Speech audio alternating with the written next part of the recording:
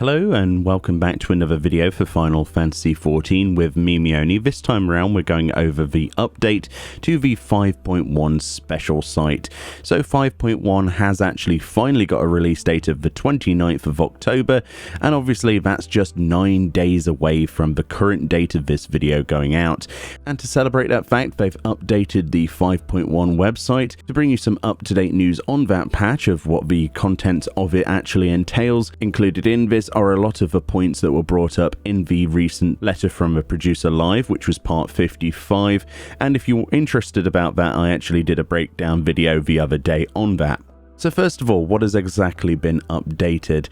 Well, if we scroll down, you'll see that a new challenges page has actually been added with the copied factory for Your Dark Apocalypse. There's actually a separate special site that we'll look at in another video, essentially all about this and all of the details to do with the Alliance raid. However, it says Machina, indistinguishable from men in appearance, speech, demeanor. Anyone in Novrant would dismiss such an idea as the fantastical ramblings of drunken dwarfs. The discovery of a white-clad woman identifying herself as an android, however, may call everything that is long believed about technology into question. And obviously we have the guest creators Yoko Taro and Yosuke Saito behind this, and honestly it looks just incredible. I cannot wait to see what they've done. We've only got a few sneak peeks so far. We do actually have 4 images here that we can click on, the first of which clearly shows 2P next to those 2 dwarfs. Now if you remember, there was actually a quest in the dwarven area in Tomra all about automatons and a ruined factory. They sort of reference this, so it's interesting to see that they're going that route, that the copied factory is actually a place located on the first. The second image is of the red eyes coming to life there on 2 of those robots, those androids. The third image is actually of the copied factory itself, which is designed to look as close as possible to the starting area in Nier Automata if you've ever played that, and honestly they've nailed it. The stairs, everything. The details on this are just fantastic, and I'd love to see it in motion. And finally, we have another picture here of a giant robot, probably a boss, maybe even a monster, with all of those glowing electric balls that in Nier Automata you have to dodge or they, actually hurt quite badly. I would imagine a lot of the mechanics in this Alliance raid will feature those as projectiles to avoid, which looks, it looks absolutely awesome, doesn't it? It's just one of those little androids with massive arm things spouting lots of electric balls. It's going to be a lot of fun. So if we scroll down a little bit more to the next updated section, there is actually a part on the Beast Tribe quest now. They say Vrandic folklore holds that pixies have a penchant for visiting the dreams of mortals. Assuming there is truth to this legend, what manner of dreams might these mischief-loving souls bring with them? If you would know the answer, close your eyes, suspend disbelief, and step into Line Meg, the fantastical garden of dreams. This was talked about a little bit in the live letter. We actually have 3 pictures here. Let's go through those. First of all, that is actually going to be the mount we get. It is a flying Porksy mount. I cannot wait to get my hands on that. We were sort of speculating what the mount might be. We thought this was a minion originally, but no, that is indeed going to be the mount. So yeah, if you've ever wanted to see pigs fly and ride around on them, that's going to be pretty epic when you complete that quest line. So the second picture here is of this other fairy or pixie. We saw this actually in the trailer as well. It's sort of speculated that this is one of the past Titanias, basically, something like that. And then we have this last image, which is just the best image ever, isn't it, really? This is sort of demonstrating what that Wonderland looks like. It has this massive roller coaster in the center. It has swings. It has slides. Candy Mountain, Charlie. Yeah, so if you don't get that reference, I don't know. If there isn't unicorns in this land, I don't know what they're doing. This is going to be basically like an instance map for all of the Beast Tribe that you gain entry to, and when you complete a section of it, you will be able to actually join with other players in here.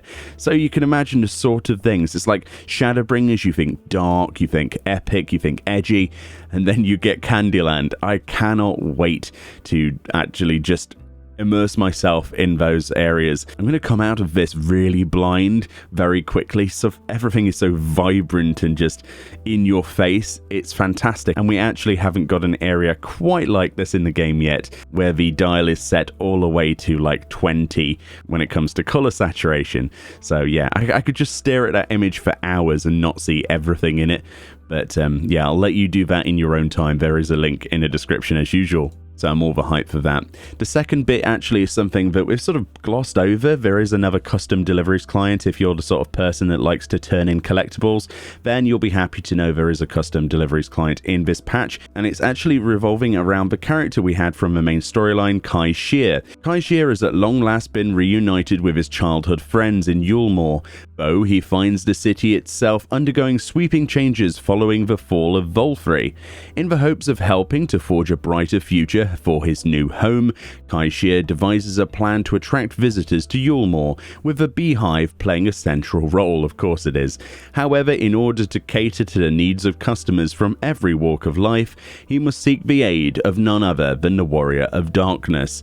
So we actually have two images here, the first of which showing Kai Shear looking, you know, pretty much like he always has, and his two companions look pretty concerned about the whole idea of using the beehive, I would imagine, as most people do, since that's yeah, it's not exactly the most, I don't know, is it the best representation of what we can expect from the first citizens? I suppose if you were at the end of the world, the first thing you would do is find somewhere seedy and just, you know, blow all of your money on a stripper. So maybe. And then the second image is of basically him looking like the proprietor of an upstanding business that's totally not seedy, with stickier seats in there and a cinema floor. But yeah, it looks to be exciting. I don't know what they're going to go with that storyline. It's nice to see that they're using Kai Shear. He's a cool character.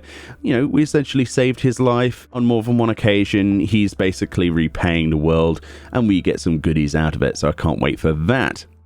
And then we have The Slice is Right. That's going to be the name of the new gate coming into 5.1. This is the Yojimbo Gate, and essentially this takes place in the main part of the Gold Saucer as a usual gate event, where you have to avoid the chopping down of bamboo. You also have to collect MGP before Daigoro jumps on you. Basically all of the things that you remember from the end of Kagane Castle as a fight, but obviously as a rather fun little mini game. So it says, hailing from the Far East, the mysterious swordsman Yojimbo descends upon the Gold Saucer. Only those with lightning-quick reflexes and the providence of the Kami will be able to withstand his onslaught and reign victorious in the ultimate test of skill and sheer luck. And we have two images here, first of which is Yojimbo right in the center there, and the second, of course, like I said, of the chopping of the bamboo. And basically those fall down a little bit like in the Alliance raid of the Ivalice series, where you had to avoid those falling pillars. Essentially it's the same thing. It's really exciting. I cannot wait to actually do that.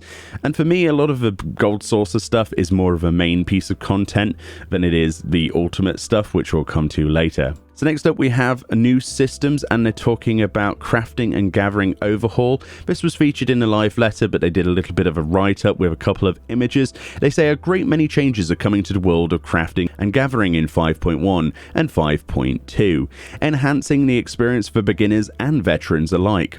5.1 will include various adjustments to actions, the removal of additional actions, improvements to the UI, and much more. There have also been adjustments to quick synthesis, desynthesis, and a new quick gathering option has been added. So there's not too much details floating about on what exactly quick gathering is.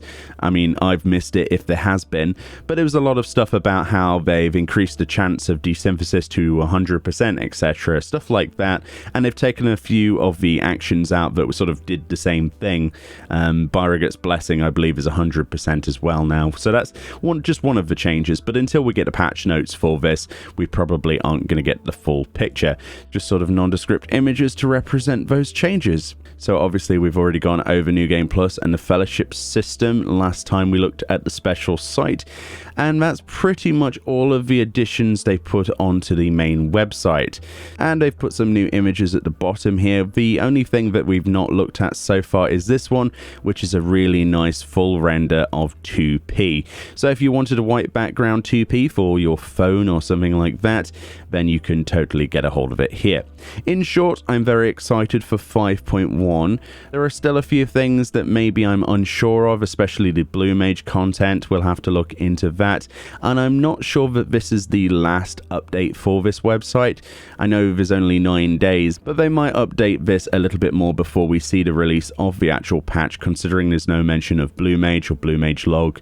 And this is a public sort of advertisement for the patch to try and get you to come back. And I'm sure they want people to come back for Blue Mage, as that content is always highly anticipated until people realize that it's not that deep. Either way, thank you for watching. In the next video, we're going to be looking over the Nier Automata themed Alliance raid website. They've made their own special site, and it's quite a lot of text to go through. So without further ado, thank you for watching, and I'll see you all next time.